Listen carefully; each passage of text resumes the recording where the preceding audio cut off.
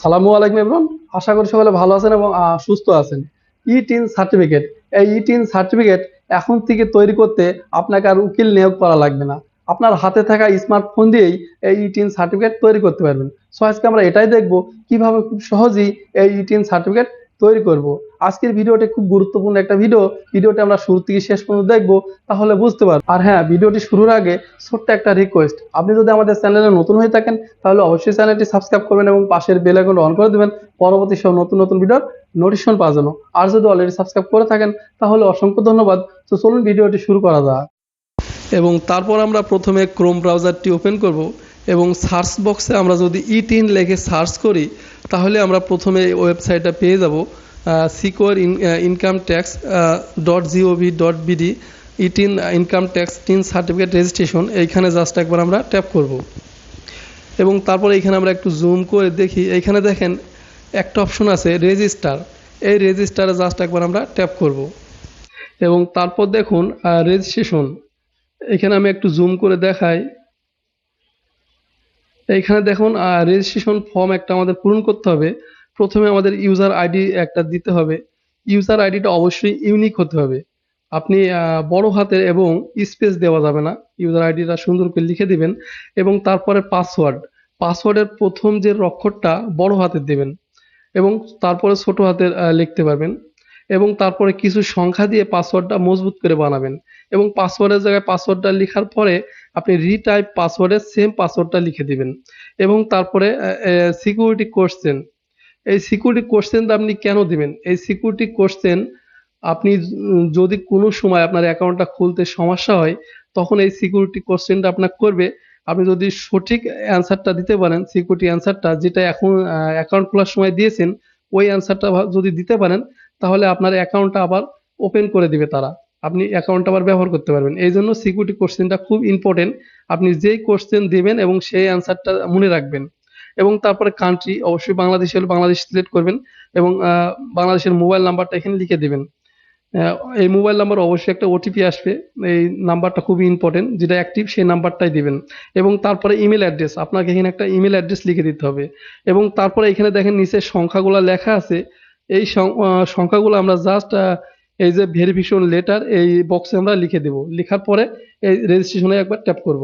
So আমি ফুল ফর্মটা fill up করার পরে আমি জাস্ট রেজিস্ট্রেশনে ট্যাপ করব এবং তারপর রেজিস্ট্রেশন ফর্ম ফিল আপ করা হয়ে গেছে। এখন জাস্ট আমরা নিচে রেজিস্টার লেখা আছে এখানে একবার ট্যাপ করব এবং তারপর দেখুন মোবাইল অ্যাক্টিভেশন কোড।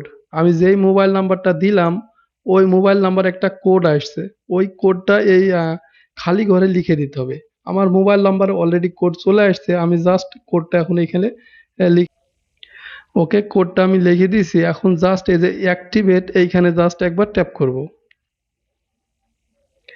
এবং তারপরে এইখানে দেখুন লেখা আসছে registration complete, please log in again to continue.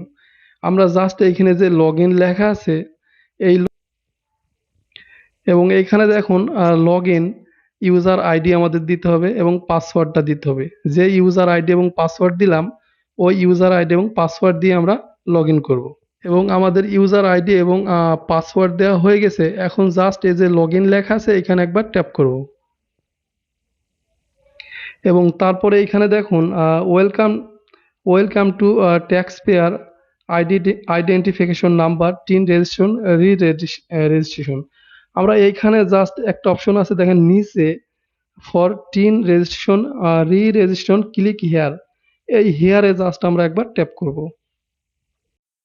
এবং তারপর দেখুন রেজিস্ট্রেশন রেজিস্ট্রেশন। আমি একটু জুম করে দেখাই। এইখানে লেখা আছে প্রথমে ট্যাক্স পেয়ার স্ট্যাটাস, করদাতার ধরন। এইখানে যদি ট্যাপ করেন এইখানে অনেকগুলো অপশন আছে, কোম্পানি, এইখানে অনেকগুলো অপশন আছে। আমি জাস্ট ইন্ডিভিজুয়াল বাংলাদেশ এটাই আমি সিলেক্ট করে রাখলাম এবং তারপরে বিএ যদি আপনি ট্যাপ করেন ইন্ডিভিজুয়াল বাংলাদেশি হ্যাভিং এনআইডি, এইখানে যদি ট্যাপ করেন এইখানে এই যে দুইটা অপশন আছে, আপনি এইখান থেকে আপনার যেটা সেটা সিলেক্ট করে নেবেন। আমার ইন্ডিভিজুয়াল বাংলাদেশি হ্যাভিং এনআইডি, আমার ভোটার আইডি কার্ড দিয়ে আমি করবো, জাস্ট আইডি কার্ড আছে আমি এটা ট্যাপ করে রাখলাম এবং তারপর রেজিস্ট্রেশন টাইপ মানে রেজিস্ট্রেশনের ধরন কি, নিউ রেজিস্ট্রেশন, আপনি যদি এখানে ট্যাপ করেন তাহলে আপনি নিউ রেজিস্ট্রেশন। এবং তারপরে পারপোজ অফ টিন, উদ্দেশ্য কি, এইখানে যদি আপনি ট্যাপ করেন এই উদ্দেশ্য, এখানে আপনি চারটা অপশন পাবেন। আমি জাস্ট আমি আদার্সটা জাস্ট সিলেক্ট করলাম। এবং এইখানে মেন সোর্স অফ ইনকাম, আয়ের প্রধান উৎস কি, এইখানে আপনি জাস্ট কর্নারে যদি ট্যাপ করেন তাহলে এইখানে চারটা অপশন আছে। আমি জাস্ট আদারটা আমি সিলেক্ট করলাম, আদার্স। এবং তারপর location of main source of income, কোথায় থেকে আপনি ইনকাম করেন, মেন সোর্স আপনি জায়গাটা সিলেক্ট করতে হবে, জাস্ট কর্নারে আবারও ট্যাপ করতে হবে। এবং এইখানে আপনার জেলাটা অথবা আপনি যেখানে ইনকাম করেন সেটা সিলেক্ট করতে পারবেন। আমি জাস্ট আমার জেলাটা সিলেক্ট করে দিলাম। এবং লোকেশন, কোথায় আছেন আপনি, কোথায় থেকে ইনকাম করছেন, জাস্ট লোকেশনে এই কর্নারে ট্যাপ করতে হবে।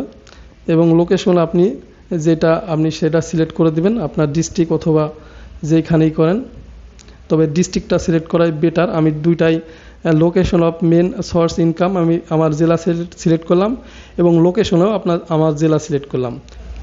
এবং তারপর রেজিস্ট্রেশন, রেজিস্ট্রেশন, এই পেজের কাজ আমার complete.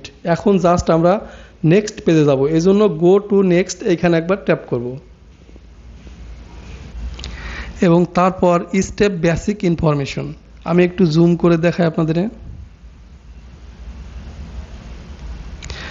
Step basic information, tax payer name, করদাতার নাম, টিন সার্টিফিকেটটা যার নামে হবে তার নাম এখানে লিখতে হবে।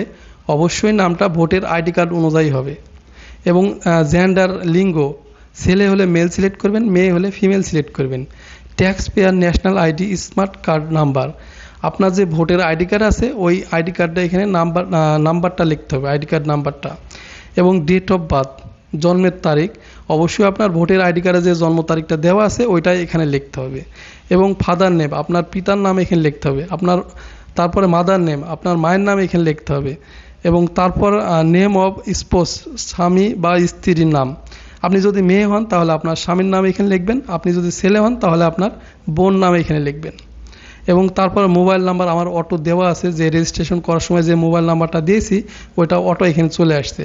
এবং এখানে ফ্যাক্স নাম্বার না দিলেও সমস্যা নাই, দেওয়া লাগবে না। এবং একটা ইমেল অ্যাড্রেস আমরা প্রথমে যেটা দিয়েছি ওইটা এখানে অটো চলে আসছে। এবং তারপর এইখানে দেখেন কান্ট্রি, এইখানে কান্ট্রিতে ট্যাপ করে অবশ্যই আপনি বাংলাদেশ হলে বাংলাদেশটা সিলেক্ট করে দিবেন। এবং তারপরে অ্যাড্রেস লাইন 1, আপনি অ্যাড্রেস লাইন 1-এ আপনার গ্রাম, তারপরে পোস্ট অফিস এবং তারপর থানা, তারপর জেলাটা এখানে লিখে দিবেন। এবং তারপরে ডিস্ট্রিক্ট, আপনি যে জেলা এখান থেকে জেলাটা আপনি সিলেক্ট করে দিবেন। ট্যাপ করে আপনার যে থানা এখানে থানাটা সিলেক্ট করে দিবেন। এবং তারপরে পোস্টাল কোড, আপনার যে থানার যে পোস্টাল কোড আছে এই পোস্টাল কোডের জায়গায় লিখে দিবেন। এবং current address for individual present, country Bangladesh, অ্যাড্রেসটা এখানে লিখে দিয়েছেন, আপনার গ্রাম এবং পোস্ট এবং থানা এবং জেলাটা এখানে লিখে দিয়েছেন। এবং তারপরে ডিস্ট্রিক্ট এখানে সিলেক্ট করে দিয়েছেন এবং থানাটা সিলেক্ট করে দিয়েছেন এবং পোস্টাল কোড লিখে দিয়েছেন। এবং এইটা হয়ে গেলে এখন আপনি এখানে সেম আস কারেন্ট অ্যাড্রেস, পার্মানেন্ট অ্যাড্রেস, এটা সেম আপনার অ্যাড্রেস যদি হয় তাহলে এইখানে বক্সে টিক দিয়ে দিবেন। তারপর স্টেপ বেসিক ইনফরমেশন, এই ফর্মটা আমি ফুল ফিল আপ করছি। এখন জাস্ট নিচে দেখেন লেখা আছে গো টু নেক্সট, আমরা এই গো টু নেক্সটে একবার ট্যাপ করব।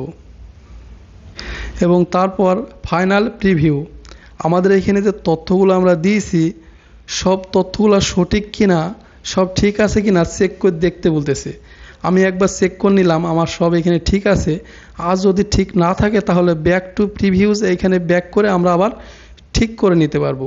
সো এখানে সব কিছু ঠিক থাকলে আমরা জাস্ট নিচে দেখেন একটা বক্স আছে, এই বক্সে টিক দিয়ে দেব।